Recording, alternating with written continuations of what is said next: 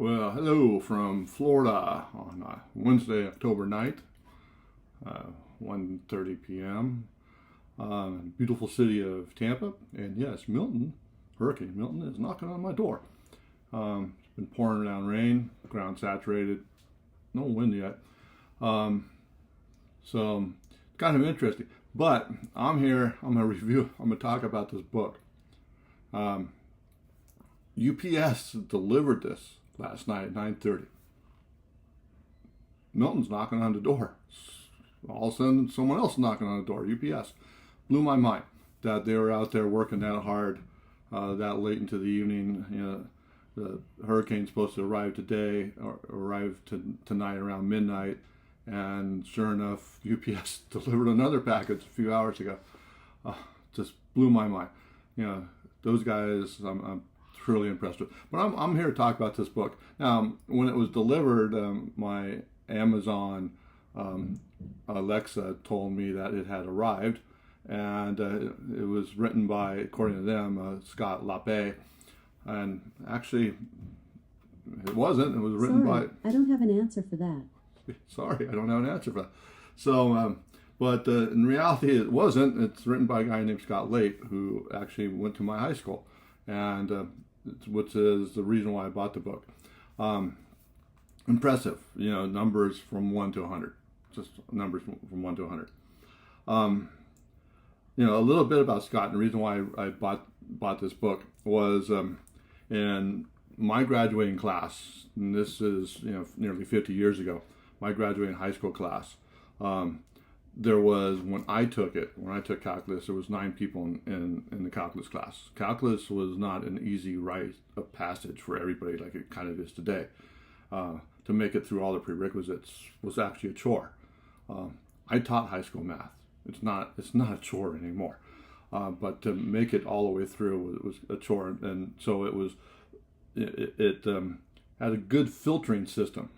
Now, of the 9 students that took it with me, one of them was from the crosstown rival high school, and she came over and took it because they didn't offer calculus at their high school. They offered it at mine. So of the 9 who took it with me, so 8 of them are in my class.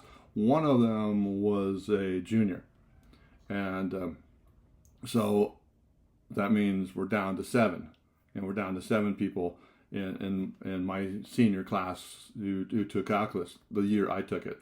Turns out there was one other person who took it, and that was Scott Lape, who took it the previous year.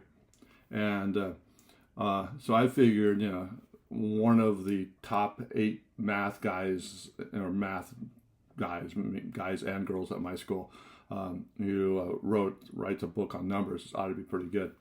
And you know, I just want to talk a little bit more about that class.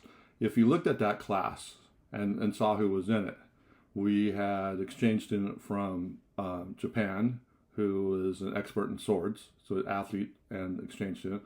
We had 2 exchange students from Iran, and I know one of them played on the soccer team because I played against him, also on the soccer team. We had the best athlete my school ever produced, and she actually was in the Olympic trials for I think it was high jumping, but she got a full ride scholarship to UCLA in athletics. And we had an almond farmer who also played basketball for our high school, who did not go on to college. And then, you know, the valedictorian was in our class, and she went to the same university I went to, a state university in California, and she got a degree in computer science. And Scott went on to Stanford, and then there was I think 3, counting the one who went to UCLA, who went to the University of California, and so, and it's diverse. You know, we had, you know, the Japanese student, the Iranian students. We had African American, who was the female superstar basketball player and high jumper, and so, and equal number of guys and girls. But it was a competition, and really cool competition, competitive class. I wish that I would have taken a class with Scott.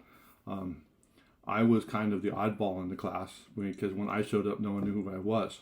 Even though I had gone to school with them, they had no idea who I was mathematically, because I was the year behind. And at the junior high school I went to did not have algebra, and so, did not have geometry.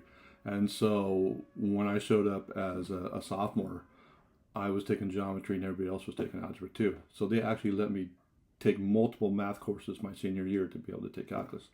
But so I wish I would have competed with him at least once, because it would have been fun. And because it was always fun. It was always fun to be in competition back then, which is I don't see anymore. But so when I find out this guy writes a book, I'm going, I gotta get it. Just gotta get this book. And so I want to take a little peek. And so when you open up the book, this is what you see. And looking at number 37 here, it says the number 37 shows up in the history of aviation. The first flight of Orville Wright in 1903 covered a distance of 37 meters. And in 1909, the first flight of the English Channel by Louis Bourlon, I don't know how to say it, that French guy, took approximately 37 minutes. The normal human body temperature is around 37 degrees Celsius. And the great English playwright William Shakespeare wrote 37 plays. So the cool thing about it is it gives you different meanings of, different examples where 37 show up in history. How to say it in English, 37, in Spanish, we didn't pass this class, 37, something like that, I don't know. Mandarin, Sanskrit, Vietnamese, I have no idea. Roman numeral, XXX, VII, Babylonian, whatever. And I have no idea what that number, looks like, I have no idea. Could be Indian, it could be, like from an Indian country or Middle Eastern country of some form. Shows you different ways to represent 37. Usually what they have is some form of mathematical equation for 37, but 37 is prime. So there is, outside of maybe 38 minus 1, which they don't want to do. So normally it's like something like that, but since it's prime, they highlight that.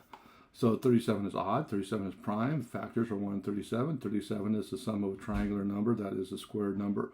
It is a square number, 21 plus 16 equals 37.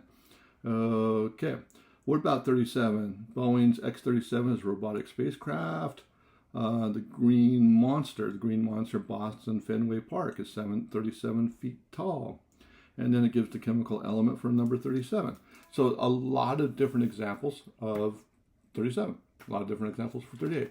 And it's really really cool. It's really fascinating. It's a lot of really nice artwork. Show me 80. There's 80 right there. Show me 79. There's different ways that works, and so on. So I haven't done a video for a while. Just thought I'd give you a little video on Number Mania by Scott Lape, or according to Amazon, Scott Lape. But yeah, Scott Lape. Good book. And if UPS delivers it basically on the edge of a hurricane, yeah, good book. Good. Also good job, UPS. Bye.